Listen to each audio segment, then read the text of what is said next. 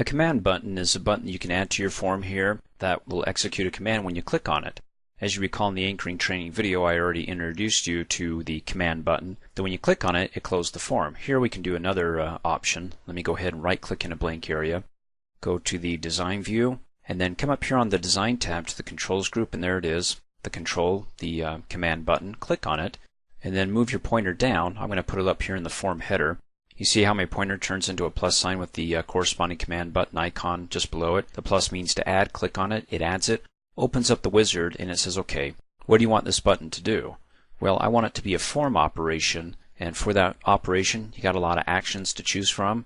I'm going to go ahead and choose print a form, click next, and then this is interesting. What form do you want to print? I mean, you can print another form, but the one that I'm currently in, the new customer, click next. And then do you want a picture? Browse for a picture, because the default picture is this right here. If you don't like it, you can browse for a different picture, one that's on your computer.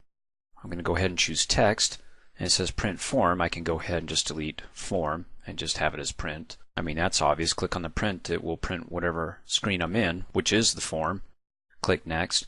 And then something that's meaningful when I want to refer to this button later on in the design view, because, I mean, command 34, what does that mean to me? So I'll go ahead and say it's the print button, and then go ahead and click finish. And if you don't like the size of it, you can hover over one of the handles till your pointer turns into two-way arrows, and then click and drag it, stretch it open. Let's take it for a test drive. Click on the form button to be in the form view.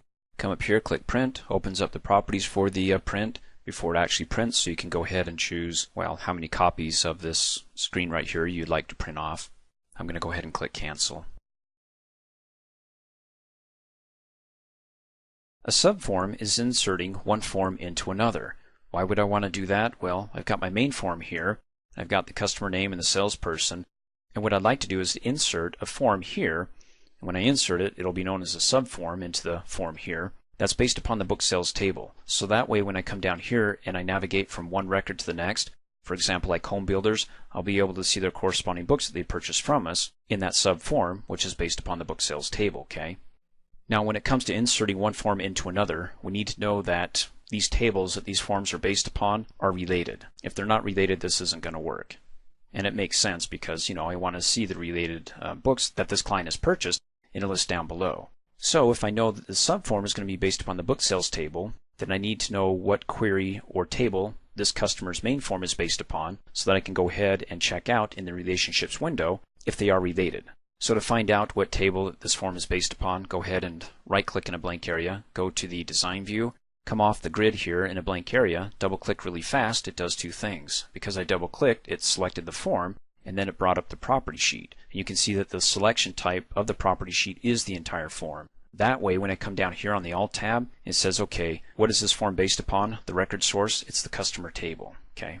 Let me go ahead and close out, right-click, go back to the form view.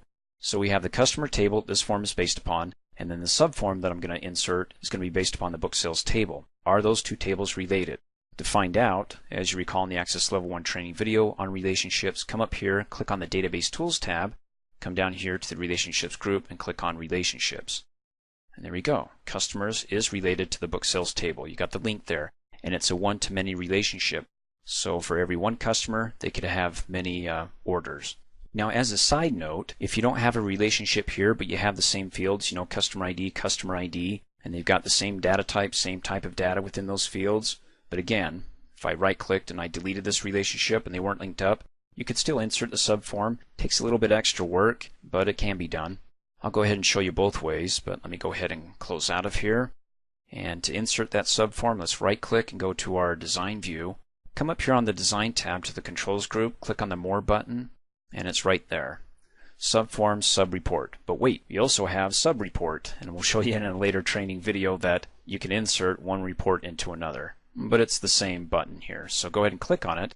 Move your mouse down till you can see the plus sign. Plus means to add. What are you adding? Well, the little icon displays the subform subreport. Go ahead and click. Opens up the wizard. It'll ask us a bunch of questions. We give it answers. Based upon those answers, it'll go ahead and create a subform. Insert the form into the main form that's going to be based upon the book sales table, the subform that is. Now you'll notice that I don't have a form down here that I can insert into this form that's based upon and name the book sales table. That's okay, because Access will go ahead and create one for us if we don't have a form. You can see the forms here. I'm not going to use an existing one. I'm just going to go ahead and say, well, I know what table it's based upon, so we'll go ahead and leave it selected there, click Next, and then click on the drop down arrow and choose that table, book sales, and it'll list its corresponding fields down below. Let's go ahead and click on the All button. We'd like to see all, except I don't want to see the customer ID. Let me double click on it to remove it. The reason being is I already have the customer ID up here in the main form, and to see their corresponding orders down below, I don't need to have that customer ID duplicated again. Now, this only works, removing the customer ID, if you have those tables related, and mine are. So I can go ahead and click Next, because behind the scenes, Access will be able to say, okay, I know you don't want to view the customer ID, but I can still see that it's got the same data type as customer ID in the form in the customer table, which the main form is based upon, so that's okay. And because it can see it, it says down below, it says, look, I see that you have a customer ID in the book sales table and the customer table. So do you want me to go ahead and show the book sales for each record in the customer table using the customer ID? Like I said, this will only display and only work if you have that relationship set up. If not, then you can come up here and say, well, it's not listed here. Let me see if I can define it myself. So in the main form that's based upon the customer table, when I click on the drop down arrow and it lists all those fields, okay, it's the customer ID, we know that. Now in the subform that we're going to be inserting that's based upon the book sales, when I click on it, I don't see a customer ID. And the reason being is that when I click back, I didn't add the customer ID over here. So you see what I'm saying? If you have them related, then you don't have to worry about this. But if you don't have that relationship tied, then you have to add the customer ID here, okay? And then click Next. And then of course when it comes to defining it, if you define my own, you can select the customer ID from there, and the customer ID in the subform, and click Next, okay? Let me click back. Let me go ahead and remove the customer ID because I did it right. Let's hope that you do it too. In any case, let's go ahead and move on without the customer ID because we have that relationship set up. And then just go ahead and leave that selected. We want to show the book sales for each record in the customer table using the customer ID. Click Next. And then go ahead and name this subform, which could be F sub, F for form, sub for, well, sub. Then go ahead and click Finish. And let's take it for a test drive. Come up here, click on the View button because I'm too eager. There we go, customer. Let's go to the next one. Ooh, it displays it, updates it. It's related. For Happy Town Play World, I'm able to view all the books that this client has purchased, and I can scroll down and view them all here. Now it's a bit short. I mean, it's cutting off some of the fields here. If you want, I've got tons of room here.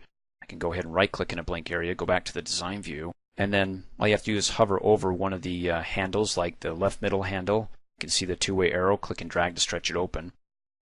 Now if you click off and you want to go ahead and adjust it, and you try to click on the border, it's best just to click in the center of it, and you can see the border around it, and then you can hover over the right handle and stretch it open. In any case, okay. Click on the View button, and oh, that looks a bit better. And I could even stretch it more vertically too, because I have a lot of room down below. And then you can see the title for the subform, which is Book Sales. Not only did it insert it in here, but as I mentioned, I didn't have it previously created down here. But like I said, Access will do it for me, and it did. It created it for me. It's the form here. So it created it, and it also inserted it in that wizard. Now the nice thing about this is that it's still operable, but these forms operate separately, even though they're acting one in unison because of that relationship. In other words, I could come up here and say I want to create a new client. So I would come down here, and you can see the record navigation bar, which is for the main form, and then the record navigation bar for the inserted subform. Again, acting independently, because I can come in here and navigate within that subform, and I could come out here and navigate across the clients, which of course will display their corresponding orders down below. So if I want to go ahead and create a new client, come down here, click on it, and then come up. Oh boy, this was designed terribly because I can't see the field. It's invisible. Where is it? And then go ahead and type in that new client number. Then hit the Tab key. Now you'll see the pencil up here. It's in write mode because I'm adding a new customer here, Big G. When I hit the Tab key, you see that the customer has been saved. It automatically goes down into that subform where I can go ahead and enter in a new order. And this order ID has the data type auto number. So if I just tab outside of it, and how do I know it's the auto number? Because it'll display new in parentheses. So that way I can go ahead and let it automatically assign an order ID for this order without me having to type it in. And select a date. We'll say today. hit the Tab key. And then when I'm done, if I go ahead and hit the Tab key, it saves that record, the pencil disappears, so I've got a new client and also a new order. Let's go ahead and check it out, because remember, forms are based upon these two tables here. The first one, the customer, big G. Let's go ahead and double click, open up the customer. Hey, there's big G. Good. And then what's the other one? Order 83. Let's open up the book sales. Let's go ahead and come down here, click on the last record. There it is, 83. By the way, if you can't see the fields, they're kind of shrunk up like that. Remember, just hover over the right-hand side of those column header labels until your pointer turns into arrows pointing in opposite directions, then double-click to expand it. By definition, a pivot table is a way you can quickly summarize and analyze selected columns and rows of data. Not just columns, but also rows. In other words, when you open up a table or a query, double-click, you get columns of data. Well, when you create a pivot table based upon this query, you can also create pivot tables based upon tables and also forms, but when you go ahead and create one, in the template view of the pivot table, you can go ahead and set the fields to be also row headers, not just column headers. And of course, they'll display their corresponding data to the right of each row header and below each column header. Not only that, but you also get the option to pivot or filter in or out those records you want to see or don't want to see, just like you can in here by clicking on the drop-down arrow and unchecking those that you don't want to see and clicking OK. Now, before I get started, I want to find out what table or tables this query is based upon by right-clicking on it, going to the design view. It's based upon these four tables. And then down in the grid below, I pulled some of the fields, not all of the fields. So when I create a pivot table, it's going to be based upon these fields here, down below in the grid. To do that, come up here, right-click on the tab. Now, up until this point, we've been discussing design view and datasheet views. Well, now we're going to the pivot table view.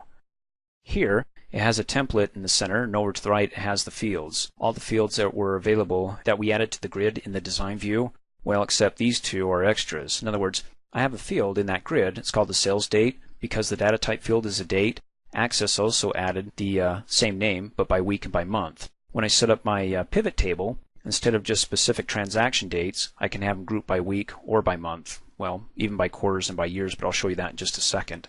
So over here, you got four fields, and it's telling you what to do. It's saying, okay, from your field list, well, it doesn't say that, but it says, drop your fields here. One for your column, or two for your column, or as many as you'd like. For your row fields, and then also for your details. I'll talk about the filter field in just a second. But right now, for a basic setup, what are the details you want to view, and what are going to be their column or row header fields? Now, you just don't come over here and willy-nilly click and drag everything onto here, because garbage in is garbage out. But when it comes to setting up your pivot table, you want to make sure you're familiar with the field list here and ask yourself, what do I want to view? Well, what I want to view is I want to view the customer's name, also the sales date. We'll do sales date by month. And for the details, I would like for each month by customer, the retail cost they paid, and then the wholesale cost we paid, and then get the difference, because that's our profit. So to set this up, I just need to do what it says here.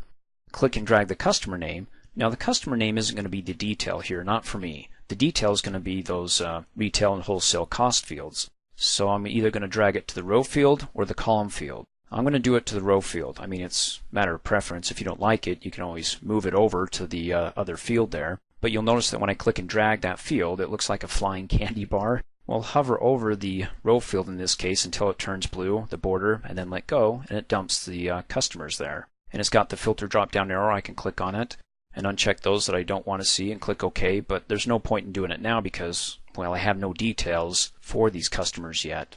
But before I add that, I also want to be able to view the customers by date, not specifically sales date. That, well, let me show you. If I click and drag that up here, it's specifically the transaction date. But instead, I want to do it by month. So what I can do if I made a mistake is to click and drag that and move it up until you see a red X just below your pointer and let go. It removes it. So I can come down here and select sales date by month. And the other way to add it, instead of clicking and dragging, is to come down here and click on the drop-down arrow and say you want to add it to the column area, and then click Add To, and it adds it.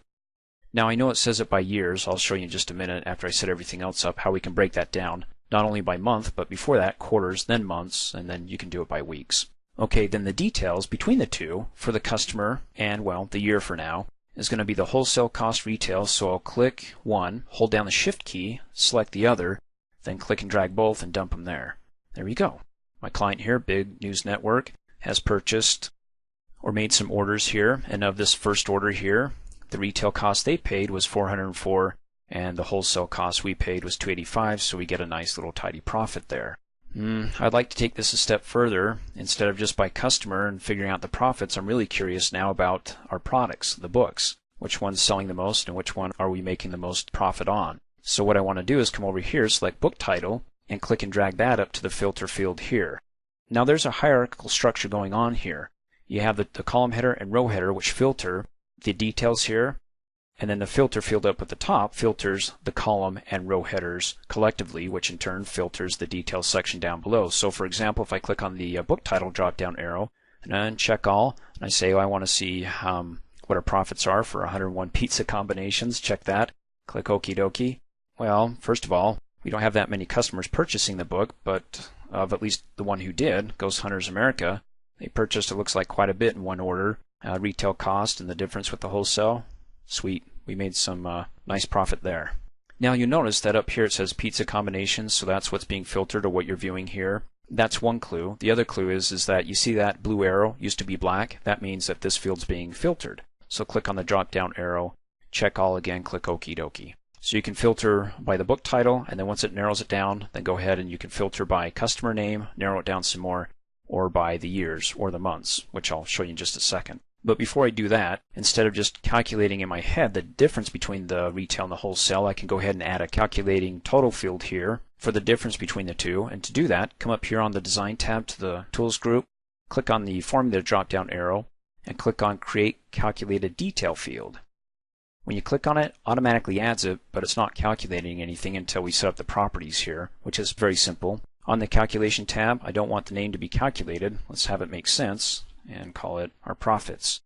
And then come down below in the field here, and the calculation is 0. We actually have to enter in, well, the two fields that we want to calculate is the retail cost minus the wholesale, so let's delete that. Square bracket, retail cost, close square bracket, minus, open square bracket, and of course it's not case sensitive, so you don't have to do uppercase, and then close square bracket. By the way, as a side note, a shortcut, if the name of my fields were just a single name, just retail and wholesale, I wouldn't have to use square brackets here. I could just go ahead and use retail minus wholesale. But because it has a space and it's got, well, the added name here, cost, we put them in square brackets so when Access looks at this, it knows to keep these together because that's the name of the field. And then when I'm finished, come down here and click Change. When I click Change, watch the calculated field here update. Hey, profits! Makes it so much easier, doesn't it, to be able to calculate that up.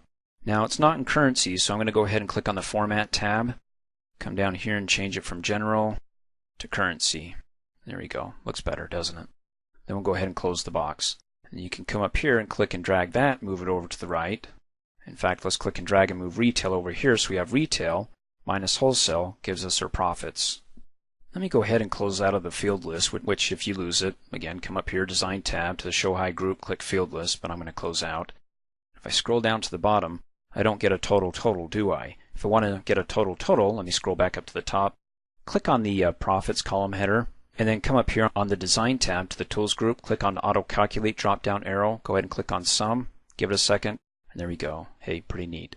So cool, we've got the sum for Big News Network, 341, and then if you scroll down to the bottom, we get the total sum of our profits for all our sales. Keep scrolling down. As you can see, as I keep scrolling down, give it a second, and this updates it as it refreshes and adds more data here. So the grand total profit that we made, 2008, was $19,000. Let me scroll back up. And then if I want to be able to hide the details or show the details, after I hide them, just come up here on the Design tab to the Show Hide group, click on Hide Details. And then if I want to be able to see the details, you can either click on this to expand it, or let me go ahead and come up here and click on Hide again. And then come up here and click on Show Details to expand them all.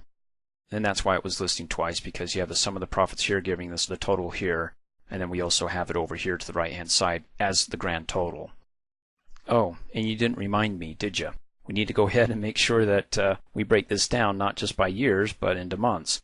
So if you go ahead and click on the plus sign to expand it, well, you get the quarters, and you expand the quarters, you get the months here. So if you want to be able to just view it by month and not have the quarter and the year up above, just go ahead and, well, let's start with the year. Click and drag the year, move it up and let go. Gets rid of the years. Then we have it filtered by quarters and by months. You can expand the quarters again if you want to. Just that it shows both, so we can click and drag the quarters up here till we see the red X, let go, removes it. Now we have it by month. And then when you're finished, be sure to save your work. Come up here, click on the Save button. And by the way, if you don't like the months, just click and drag it off. And then come back here and click on Field List, and then click and drag sales date by month and drag it back there, so I'm back to years. And then if I want to go ahead and go back to the datasheet view, just right click, go to the datasheet view, and if I go back to my PivotTable view, right click, Pivot Table, keeps it, doesn't remove it unless of course you don't save it. In the previous training video, we learned how to create a pivot table by switching the view of one of these three objects here. Well, more specifically, we did it for the sales profits query. There's another way that you can create a pivot table without switching views to the pivot table view. You can create a pivot table on a form. And I want to create one based upon the sales profits query. Why do I want to do that? Well, if I want to create additional pivot tables with different fields and not mess with the pivot table that I already created or set up in the pivot table view for this query, I can create one on the outside of it in a form. So I can have many pivot tables and not just have one in that view here for this query. So to go ahead and create one, then I'm going to go ahead and select the query that I want to base this form upon. Come up here, click on the Create tab, go to the Forms group, click on More Forms, and go down to, there it is, Pivot Table. Automatically opens up, sets up the template for me on the form. You can see it's got the form icon, so I know it's a form. And it's based upon the sales profits query. The form's named after it, unless I want to go ahead and rename it when I save it. In any case, as you recall in the previous training video, all you have to do is go ahead and click and drag and drop your fields to where it says, okay, drag a column field here. Now if you don't see your field list, and you can see up here on the Design tab in the Show Hide group, it shows that the field list is being displayed. Well, the reason why I can't see it is because I haven't selected the pivot table, and I can do that by clicking on it, and it pulls it up. Well, it pulled it over to the left-hand side. It may be over here, but I'm glad it's over here because it's out of the way. So I can see everything here. Then all you need to do is when it comes to setting up my pivot table, I just need to figure out what I want to see as the detail. I'd like to see my gross profits. Gross profits based upon what? By customer, by book title, by month, or a combination of all of those. If I want to do a combination, I can do them by rows, columns, or a combination of both of those. So to get started, let me go ahead and click and drag my gross onto the details here. So there's the details. Now the details are grouped by what or filtered by what? Well, it's going to be, let's say, by customer name again, click and drag. And I can come up here and drop it on the column field here. In the previous training video, I did it by row field, so you can see that it doesn't matter where you drop it, except if you don't like the layout of it. I prefer the customer name over to the left-hand side. In any case, we'll go ahead and select sales date by month. Now the reason why it's doing that, as you recall in the previous training video, is because I do have a sales date field. And it says, okay, if you choose this field, it's specific by transaction date, not grouped by week or by month, which is what they can do here if I choose to select these other two options here. So I'm going to go ahead and click and drag sales date by month, drop it on the row field, and there we go. So instead of viewing it on the left-hand side, as we saw in the previous training video, the clients, now it's up at the top, which I don't like. So I'm going to go ahead and click and drag years and dump it up here. Now we have it by client and then by year. In 2008, expand that. This is interesting. And then we have the quarters for the year, and it just shows for this client here, in 2008, it's only quarters 2, 3, and 4 that they purchased anything from us. Okay then. So let me go ahead and click and drag the customer name and drop it over here. I just like that. That looks, as far as the layout goes, more aesthetically pleasing to me. In any case, you can go ahead and rearrange it however you'd like. As long as I'm able to see the details in my pivot table here, grouped by the customer name and also by the date, I'm happy with it. Well, let me make one little change here. Let me go ahead and expand the year. And I would like to click and drag the year up and off. You see that little red X below my pointer? As soon as I see it, if I let go, I can view them by quarters here. In any case, when I'm finished, be sure to save your work.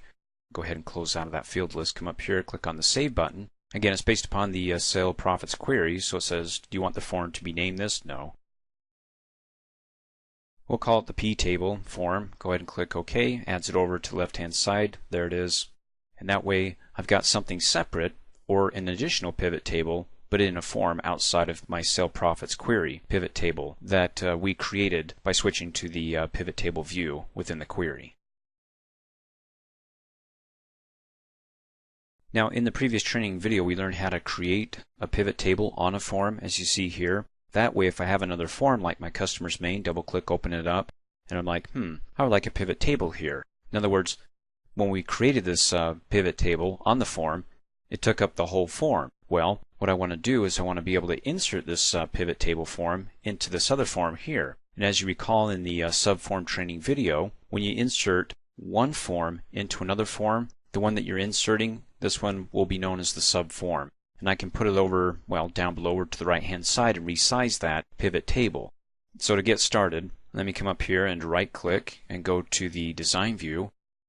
Let's go ahead and hover over the top bar, the form footer, till my pointer turns into arrows pointing up and down. Click and drag that down. And then see what it looks like below. And if I don't like it, I can always click and drag that subform, that pivot table that I'm inserting, over to the right-hand side. Okay. So come up here on the Design tab to the Controls group, click on the More button, and there it is, as you recall in the Subform training video. Go ahead and click on the Subform Sub-Report control, come down here, click. It opens up the wizard. It's going to ask us a bunch of questions. We give it answers, and then boom, at the end, it'll have that subform inserted for us. Now, in the Subform training video, we didn't have a form that we could go ahead and use. Now we do. We want to use an existing form, and it's down below, and it's going to be the P-table form that has the pivot table on it. Click Next. And then it says, would you like to define which fields link from the main form to the subform? Or do you want to choose from the list from what access is found? Well, I could go ahead and choose to find my own. And from the main form, I'd go ahead and scroll through here and find out which field is also listed over here in the subform that would have the same data type and type of data. Is it customer ID, customer name? Well, it's going to be customer name, so I'll go ahead and select customer name here and select customer name here. You can see it has the same data type when I clicked on the drop down arrow, text here, and then over here, text here, okay? So when I toggle through on the main form, the customer name, it'll display the corresponding customer name that's related to in that pivot table that I have on the subform. So let's go ahead and click Next. And what do I want to name this? I'll call it my F sub, my Piv tab, or pivot table. Go ahead and click Finish. Wow, that's way too long. Too huge. So when I scroll down, you can see, oh, that's just awful. Let's go ahead and hover over that form footer bar to click and drag it down a bit. And then go ahead and find one of the handles here. There's the middle handle, that little, I don't know if you can see, it's so tiny, but when you hover over it, in the middle of that subform that we just inserted, you'll see arrows pointing up and down. Go ahead and click and drag that up. And then, wow, we might have to stretch the grid over by hovering over the right side of the grid, so I can see the rest of the subform. So I can hover over its middle handle, and then I can see my arrows pointing in opposite directions. Let's go ahead and click and drag that in. That might be okay. Then I can go ahead and hover over the grid and click and drag it in to pull it in nice and snug. And then click and drag the top of the form footer so I can pull it nice and snug up from beneath. Let's go ahead and take it for a test drive. Click on the Form View button, and there we go. Let's see if it works. So when I go from one customer to the next, let's go ahead and click Next. There we go, it updates. So the second customer start attempts has these orders down below in this subform, and then look at that. We have another subform. So you can have more than one subform here. You can have many subs. One is for the orders, and the other one is the pivot table based upon the sale profits query. And it looks like what I'm looking at here is that for the 3 orders, we've got the 3 books that have been sold for those orders and the totals. So we've got $121 for that one, $198, and for the one book, $795. Let's go to the next one. And then we've got the 2 here. So the total cost or profit that we made off of this book order here on the transaction date of July 5th is $188, and then for the 4 books, $20.40. And then I can come down here in my pivot table, expand quarter here, and find out which month in quarter 3 that we made the sales here. And it looks like it was just for July, so if I advance to the next record, and it looks like it's July in the 3rd quarter here into August that we made sales. So in any case, you see the pivot table, it's expanding to display additional data here. There are a couple ways you can create a pivot chart. One way is to create a pivot chart by switching the view on any one of these 3 objects here to the pivot chart view. For example, like the sale profits query. In the pivot table training video, we double-clicked, opened it up, and then we right-clicked on it, and then we switched it to the PivotTable View. Well, there's the pivot chart. When we go to the PivotTable View, it's got all the fields that I added there because I saved my work when I was done. And it still has the same filter, instead of all the book titles, just for the 101 pizza combinations. Well, you should know that anytime you create a pivot table in the PivotTable View, it'll automatically create a pivot chart in the pivot chart view. And any filter that we apply in this view, the pivot table, it'll automatically update and apply the same filter in the pivot chart view. So I could go ahead and say that's it, training's done, because if you want to create a pivot chart, then create a pivot table. For example, when I right-click and I go to the pivot chart view, there's the same fields, book titles, sum of the profits, customer name, years, and also the same filter. And it works vice versa. If I create a pivot chart, it'll automatically create the pivot table for me based upon those fields that I used in the pivot chart here. So to create the pivot chart, I'm going to go ahead and do it here in the Sale Profits query. Now it's already done for me because I created the pivot table, but as you recall in the pivot table training video, if I want to go ahead and start from scratch here, I can just click and drag these fields up and off and remove all of them. So you want to drag them up until you see the red X below your pointer there, and then you can let go and it removes it from the pivot chart. Click and drag up and off over here and up, off over there. Now there's a couple more fields here that I don't see that I know when I right click and go to the pivot table view, they're there. Retail cost, wholesale, click and drag off, click and drag off. Okay, so what we do in one affects the other. I've got nothing here, so if I right click and go to the pivot chart view, there should be nothing here, and there isn't. Now there are some similarities between the pivot chart and pivot table, like for example in the upper left hand corner we have the filter field which affects the other two fields. In the pivot table view it was the row and column headers. Those fields there, for here, is for the category fields and the series fields. The category fields is going to be along the x-axis here, or the horizontal axis. So whatever field we drag and drop here, it'll display it down below here. And then the series field is the grouping, or the series. Like for example, if we drag the date here, and we want to group by month or by quarter, you'll be able to see the series of the results over here in the chart.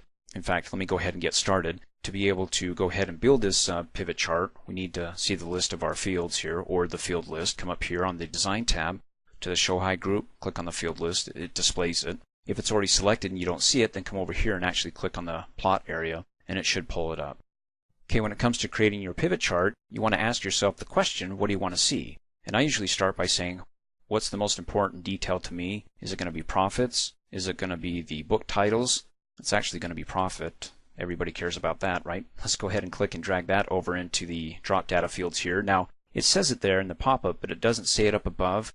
Well, by default, if this is the first time you're creating it and you didn't create the pivot table first and did what we did, removed them all, it just hasn't refreshed here. I mean, it should say up here, drop data field here. It doesn't here because I already tinkered with it. But if I did it from scratch, it would show it. In any case, you can either drop it up here or drop it down below here. Let go. And there we go. We've got the total sum of all the profits that we made. When you hover over it, you can get the exact number of the profit, $19,349.10. Well, I want to go ahead and add the date by coming over here. And what date do I want? The exact date, or do I want it grouped by week or by month? If I want to be able to display it by series, let me go ahead and select it, click and drag it, and drop it onto the series field. Now, it's not displaying it by the series of the quarter or the month, it's doing it by years. So when I hover over it, you can see that it says in that pop-up, it's for the year 2008, so I just get one column. Well, instead of hovering over it every time to remind myself what year it is that we made the profit, let's come up here to the Design tab, to the Show High group, click on Legend, and there we go. It displays the year, or if we had more years, in different colors and the year that it's tied to. In fact, if I right-click on this and go to expand it, I can go from years down to quarters, and it has a color for each quarter there, so I can tell the difference between the quarters, and I can say, oh, quarter 2 in 2008, we made a lot of money. That was great. And you can hover over it to see the profit for that quarter. Now, this is subjective when it comes to building your pivot charts. For me, it could be enough and just say, hey, I want to see what the profits are. If I want to see the profits made by each customer, or off of each customer, so maybe I can say, ooh, this customer bought a lot, maybe I ought to offer them a discount. They're one of our best clients. Go ahead and select the customer name, click and drag it down here. Now the category field is going to be the x-axis field. When I drop it, you can see it's along that horizontal line here. So for each client here, it displays their purchases, or the profits that we made off of them for each quarter. Or I could do it by month. Right click on the quarters, select expand. There we go. All the months there here, and then the months, well, tied to each quarter, January, February, March to quarter one, and then so on. In any case, if I don't want to see them by quarters or by months and I want to go back to years, I can right-click on the years and go to Collapse, and it takes me back to the years. It still displays over here the fields, and that's okay as long as I don't see it over here, because I just want to view it by the year 2008. And so for the whole year 2008, Roadsters was our best client. We made the most sales to them. I could also filter these two fields, which in turn filters the details by, let's do it by book title, by dragging it up here. And you can see right now it still has the same filter applied when we first remove all these fields here. But if I click on the drop down arrow and check all and click OK, there we go. We're back to seeing all the books that have been sold, and not just for the 101 pizza combination and those companies that purchased it in the year 2008. A couple other things is you have these access titles here. You can either use them or lose them. If you don't use them, they'll still be there, but I say lose them if you're not going to use them, and you can do that by selecting it, hitting the delete key. I can go ahead and update the title here by selecting it, and then coming up here on the Design tab, clicking on the Property sheet, and then going to the Format tab and seeing the caption is not just Access Title. We could call it Our Clients and hit Enter. Let me close out. And then if you want to be able to move these fields around, like for example the customer name, I mean it's arbitrary where you move them, because if I click and drag this over here, it's up to me how I want to view my data. So I have to look at the Big News Network, that color coordinated bar there. Well, this one says Roadsters, so I have to, boy, which color is which? That gets a little bit hard, doesn't it? There it is. So that's why it's best to, well, in my opinion, not to group them like that. You may find a reason to do that. But in any case, you can flip those fields back and forth, click and drag the years and put it down here. And you can see the category X-axis is 2008. So for the entire year, here are the customers that they have color coordinated over here in the legend. Now, up until this point, when it comes to creating a pivot chart, we learned how to do it by switching a view. Well, you can switch views for any one of these three objects, and it will give us the pivot chart view. We did it for the sales profit query. Instead of doing it that way, let's say that we already have the pivot chart in there, but I want to create another pivot chart without messing with the results in that pivot chart view for the query. So to go ahead and create another pivot chart on a form based upon this query, go ahead and select the query, or if you want to base it upon a table, select the table. Then come up here, click on the Create tab, go to the Forms group, click on More Forms, just as we did in the Form Pivot Table training video. You come down here and select it there, but we're doing it for chart. Click on it. Opens up the form. The name of the form is the name that's based upon this query here. So it's Sell Profits, and then we got the Pivot Chart template, where we can go ahead and click and drag and drop fields from our field list over to where it says Drop Fields here. Now, if I don't see my field list, you want to come up here to the Design tab, to the Show Hide group, and there it is, Field List, but it's already selected. So if it's selected but I don't see it, just come over here and click in the center of the plot area, and it pulls it up. In this case, over to the left-hand side. It'll list all the fields that are available, and I just need to look at it and find out how I want to view my chart. In other words, the most important part of the chart are the details. What are my details? Is it going to be about my profits? I'm going to do gross profit, click and drag that and dump it into where it says drop data field here. You see that little pop-up note? You don't have to do it up above where it says, drop it here. Although when you're new to this for the first time, that's where I would drop it, but you can drop it down here and let go. There we go. All the profits, the total here is just under 20,000. If you hover over it, it'll bring a little pop-up up and give us the exact number for that, one column here. But instead of leaving the chart as just the one column here, I want to be able to pivot or filter in or filter out those records of my profits here by, let's say, customer. So we go ahead and select customer, click and drag the customer, either down to the category field, which I recommend, or over to the drop series field. I mean, you can do it either or, but you'll figure out in just a minute when it comes to filtering your data by other fields, what looks better where, either on the category X-axis when I drop it, which the customers do down here on that horizontal line there. You can see the customer names and their corresponding columns. And then that way I can click on the drop-down arrow, uncheck those that I don't want to see and check those that I do want to see. I mean, if I have a lot of clients there, I don't have too many, so it's still relatively easy to spot my clients here within this view, but I could go ahead and filter them. I could also filter by month, year, or quarter, and to do it by that, you want to come over here and select the sales date by month, or if you named your field something else, but it's a date field, the data type is a date, and you called it transaction date, it would be listed here transaction date by month, and you'd also have it by week. That's a default that Access adds. So that allows us, when I click and drag it over to the series field, I know it displays the years, but you can go ahead and right-click on it and expand it to get the quarters, right-click the quarters to expand to get the months, and then right-click the months to expand it to get, that's just too much, the days. In any case, I will right-click the months and collapse it, and even though the days are still listed, it's no longer pulling up over here. Well, how do I know? Well, one way to find out specifically is to add the legend. In other words, the legend down below here where it will list the color and correspond it to the column over here. So let me come up here on the Design tab to the Show Hide group, click on Legend, and there we go. So it displays it for the months here, and then also for the quarters and then by year. So for this year, that quarter, that month, we got kind of a turquoise. That's too much detail for me, so I'm going to go ahead and right-click on the quarters and collapse it. Now when I collapse it, it still has the months and the days listed there, but it's actually showing only for the quarters. You can see the legend. We just have 4 colors here, one for each quarter. Of course, I can go ahead and right-click on years, collapse that, go back to just 2008. Then we have the axis titles, one for the category X-axis, the horizontal here, the customer names. I can go ahead and change that and rename it, call it customer, but I mean the customer's right there, so if I don't need it, select it, hit the delete key, and it disappears. Once it's gone, that's it. I mean, I haven't found a way to bring it back up. Let's go ahead and select the axis title over here, and to change that, we can come up here on the Design tab to the Tools group, click on Property Sheet, go to the Format tab, and we can say Purchases. Hit Enter. That what you see here is our profit, sure, but it represents all the purchases by our clients. Might be a bit redundant, but hey, if you don't like it, select it, delete it, and there we go. We have more chart, and we don't have any title boxes there that are obsolete, that are just sitting there doing nothing.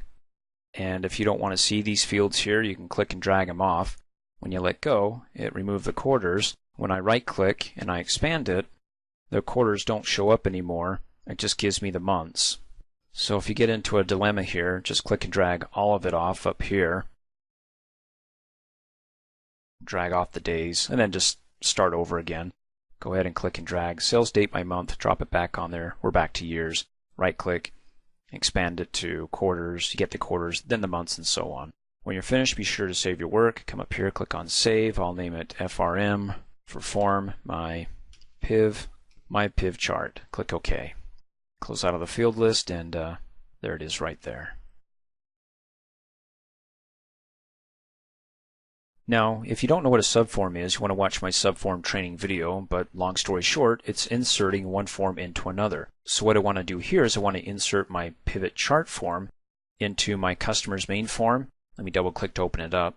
As you recall, when we learned about subforms, we started off with just these 3 fields here in the main form, and then we inserted the book sales form into here, and it became the subform to the main form. So when we come down here and navigate from one record to the next, it updated the client and the corresponding orders within the subform there.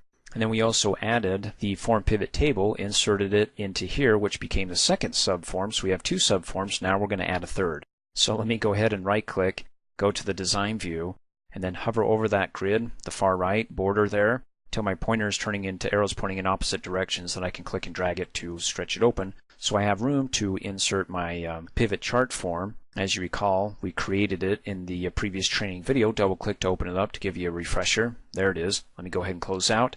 Now to insert that form into here as a subform to the main form, come up here on the Related Design tab to the Controls group, click on its More button, come over here, and there it is again. Click on it, come down here, click on it, opens it up, and it says, okay, what data would you like to use for your subform here? Well, it's going to be an existing form, and again, it's my pivot chart. Select Next.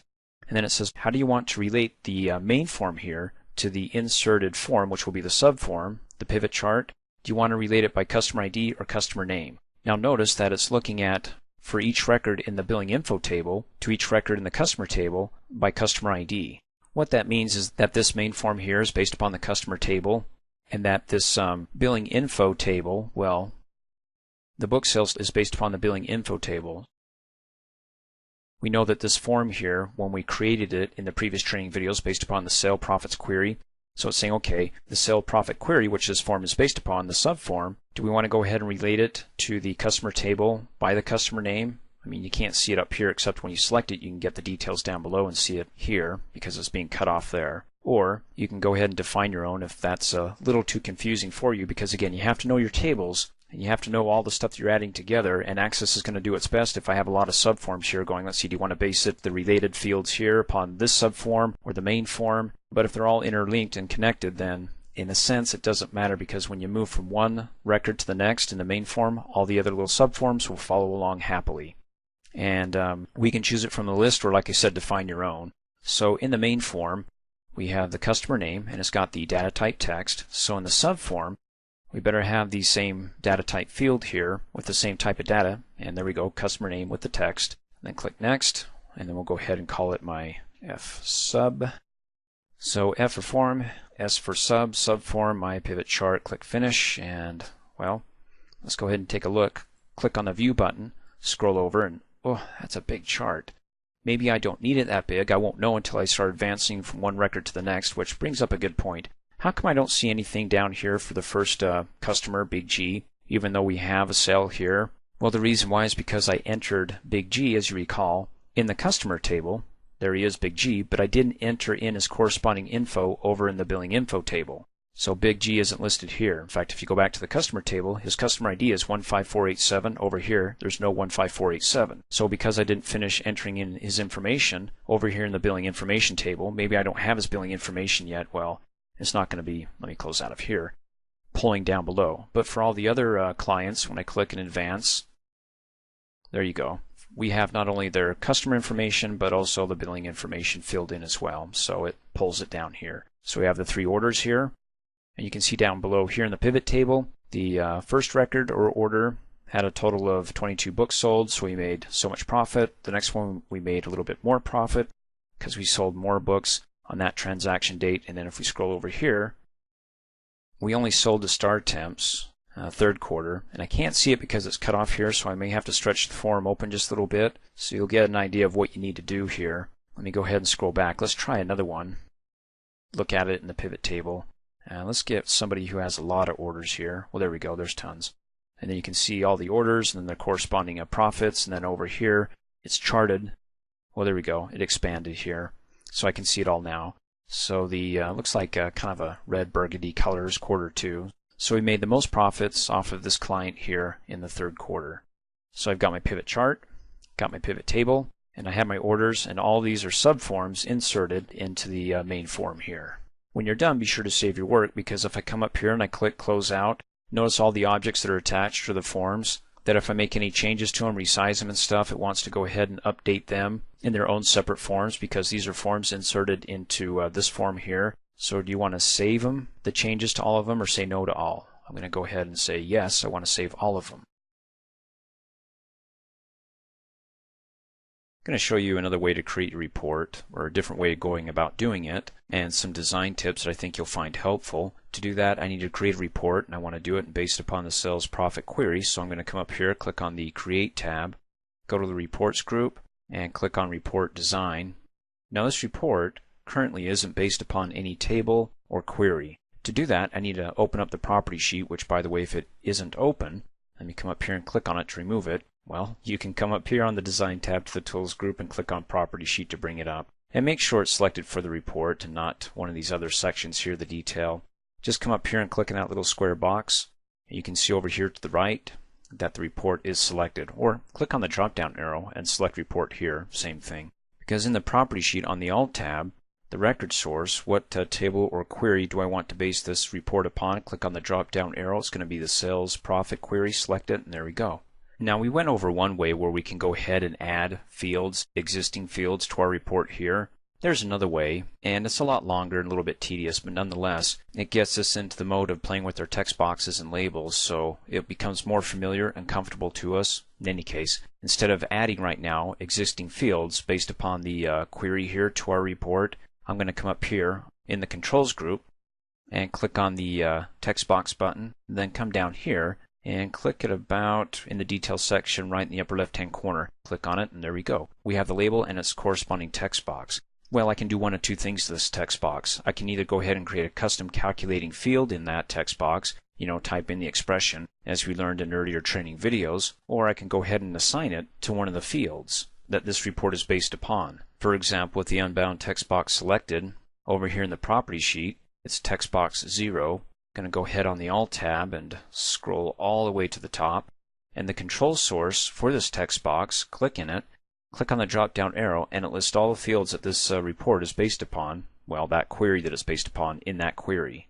And I want it to be based upon the book title. So automatically, if I switch to the report view, it'll pull in the data for the book title field there. But unless I change its corresponding label, name it the book title label, then I don't know what data is really being pulled in here. I mean, I could have a good guess, but let's go ahead and update the label here and call it the book title label. Go ahead and select the label. Over here in its corresponding property sheet, you can see the name of its label 1, and you can change that if you want, but I'm going to leave it as label 1. And for the caption, you can see displayed in the label box as text 0. There it is, text 0. I'm going to go ahead and delete it. Now you can change the caption either over in the property sheet here in the caption field, or you can come over here and just select it in there and change it as well. I'm going to do it over here. I mean, it doesn't matter, but for variety here, let's do it over in the property sheet. Hit enter. Now you'll notice that the book title after I hit enter is in that label there, but I can't see all of it, so I want to do a best fit and expand that label box so I can see the full text of book title by hovering over the right middle handle, double clicking really fast, and it does a best fit. So that's the long way to go ahead and just add text boxes down below and then assigning the text boxes to those corresponding fields that this report is based upon, which is the sales profit query, the fields listed in there, as opposed to coming up here and just selecting the add existing fields and then clicking and dragging them to the report. Okay, let's go ahead and do it the easy way. Let's add our customer name. If I select it and double click on it really fast, adds it over to the onto the grid here. And then also the book sold, double click, or the quantity sold. I call it the book sold. Let's go ahead and close out of the field list. I'm going to be working with these 3 fields here, labels and corresponding text boxes. And what I want to do is I want to take the labels and put them up in the page header section. So at the top of each page, we have the labels, and then down below the corresponding data fields. So what I want to do is I want to select the book title, hold down the Shift key and select the other 3 labels. And then the shortcut for cutting these is Control X. Come up here, click on the page header bar, so I'm in that section, and then the shortcut key for pasting is Control V as in Victor. It pastes it up there. Then I can go ahead and click off in a blank area. And let's do customer name, click and drag about right, I don't know, somewhere there. And then book sold, give it enough space between those columns there, or the labels, and then we're going to go ahead and update down below in the detail section, putting the detail for the book title label just right underneath it. And then the customer name right underneath there, and then the book sold right underneath about there. Now, if I go ahead and I switch views, click on the view button, I've got all this white space, or this gap between, well, one record, scroll down to the next record. So to get rid of that extra gap there, let's go ahead and right click, go back to the design view, then hover over the detail bar up at the top till my pointer turns into black arrows pointing up and down, so I can click and drag that and push it right up next to the labels. So right below each label will have the details for the book title and customer name and book sold, and then scroll down and not have such a gap between the details by clicking and dragging the page footer bar. Hover over the top part of it till you see those black up and down arrows, then click and drag and scroll up and then click and drag it again. Make it really tight so I have no gap between the title and their corresponding details or text boxes. So if I go back to the view, there it is. It's stacked like that. Now in the view you can see that the data fields are being cut off. Well, in other words, you click in here, you won't be able to see it. And if I go ahead and print the report like that, that's not going to look good, is it? Because it's going to be cut off. So there's a couple of things we can do. One is we can go ahead and right click in a blank area, go to the layout view, and then hover over any one of these text box fields until my pointer turns into arrows pointing in opposite directions, the right hand side. Click and drag to stretch them open, and I can do that for all of these here. They're still kind of cut off, or better yet, let me go ahead and hit undo a couple of times, leave them where they're at, and right click, go back to the design view, and then select it for book title and customer name, because those are the ones that are being cut off, because customer names can be really large and the book titles are. And bring it the property sheet for both those text boxes by coming up here, design tab, to the tools group, click on property sheet, and then on the all tab, I'm going to go ahead and scroll down to where it says can grow, double click that, change it to yes, and what that does is when I go back to the view, it grows it and stretches it vertically, so it hits the edge of the box, the border, and it goes, I can't go any further to the right, but I can go ahead and stretch it and grow it vertically. So that way when we print this off, we're not missing a thing. It's not being cut off, either for the book title or the customer name. And then of course, as you recall in earlier training videos, when it comes to the design view, either in the form or the report, if you don't like the outline of the boxes there, you can go ahead and right click, design view, select those text boxes, come up here on the format tab, click on the shape outline and say that you want to make it transparent. Okay, and then go ahead and right click and let's take a report view. Looks better. And then to actually see what's going to be printed off, right click and go to the print preview, because what you see in here is what's going to come out of your printer. And then when you're done, I'm going to go ahead and save it as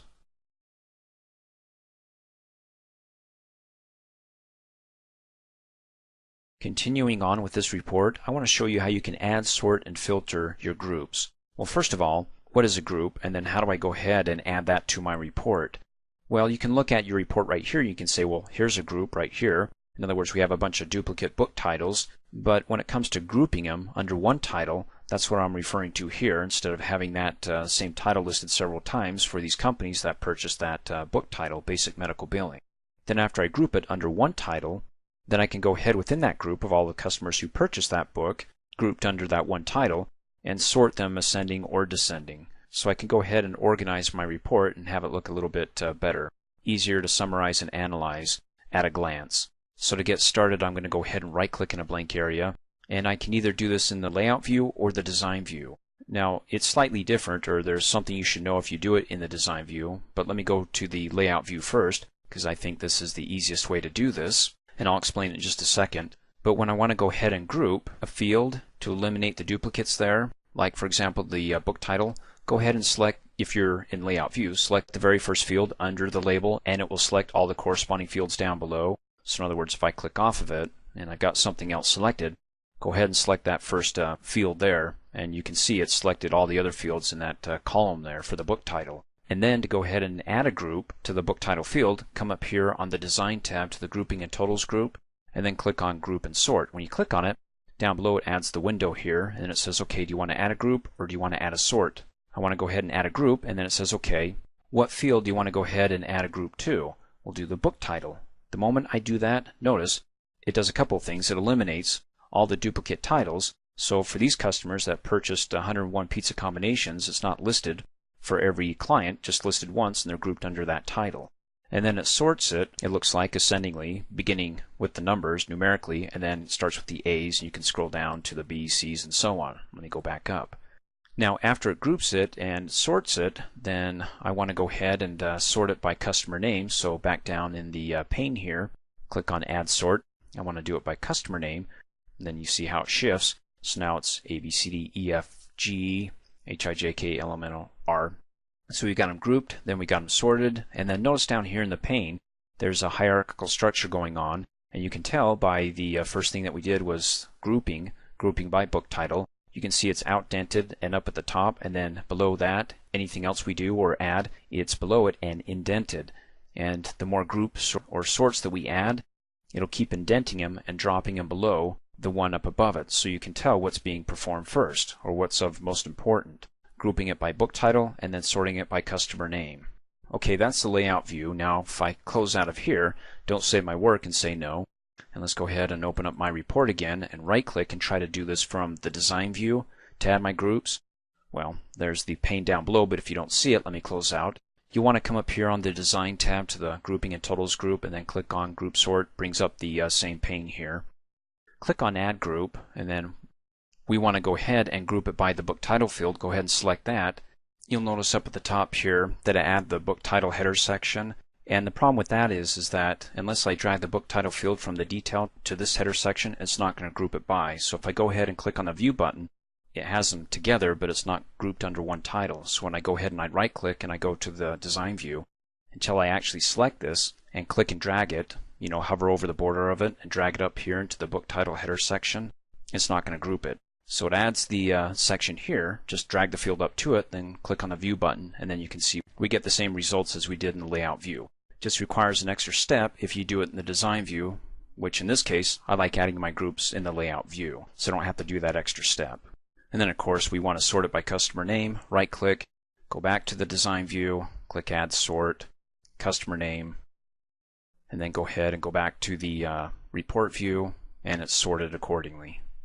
So there are some advantages of doing things in the layout view as opposed to the design view. Now if I want to go ahead and add a total for all the books that have been sold here by group and then a grand total at the bottom, it's really simple. Let's go ahead and right click and go to the layout view and then click on the first data field there so it selects all the corresponding data fields in that column for the books sold. And let me go ahead and close out of the group sort and total window and come up here to the design tab to the grouping and totals group and then click on the totals drop down arrow. I want to go ahead and do a sum of all the books sold. I can also do average, the maximum value, minimum value, but let's go ahead and do sum. Give it a second, it updates, and you can see that for each group I've got a subtotal. And then if I scroll all the way down to the bottom, keep scrolling because it's a long list records here. There it is again, the subtotal for this group and then the overall or grand total for all the books that we sold, which is 3,203 books. It's probably best before I go any further to go ahead and save this. I already have a copy of my grand totals. I'm going to overwrite it. To do that, just come up here, click on the File tab, go down to Save Object As, and let's do RPT. Once I click OK, it says, look, you already have a report based upon this. Do you want to replace it? Click Yes. Click on the File tab so it can take me back to where I last left off here in the layout view of the report. And one final thing I want to show you here is that when you're printing this off, if you don't want to print off all the records that are displaying in the report, in other words, you want to filter some, you can do it one of a couple of ways. In the report layout, let me go ahead and scroll up to the top here. If I want to filter by book title, I can go ahead and select the data field there just below the label. I can give it a right click, and it gives you some filtering options, text filters, or if it equals pizza combination. In other words, you want to filter by selection. So if I select that, only the pizza combination pulls up. And then to go ahead and remove that filter, come up here on the Home tab to the Sort and Filter group, click on Advance, and then let's go ahead and clear all filters. We can go ahead and select it again, and then come up here to the same group, Sort and Filter, click on the Filter button. We can uncheck all of them and then just go ahead and check those books that we want to be able to pull up in the report. Click Okie dokie, and let's go ahead and right click it, go to the Print Preview, because what you see in here is what's going to come out of your printer. Click on it to zoom out, and you can see everything that's going to be printed, not even a full page. And then just come up here, click on the Print button, and you're good to go. Of course, if you're running out of space here, you could come up here to the Page Layout group in the Print Preview and click on Landscape. Gives you a bit more space if you're getting a little bit tight there, horizontally that is. And then when you're done printing it, go ahead and click on Close Print Preview, and be sure to save your work.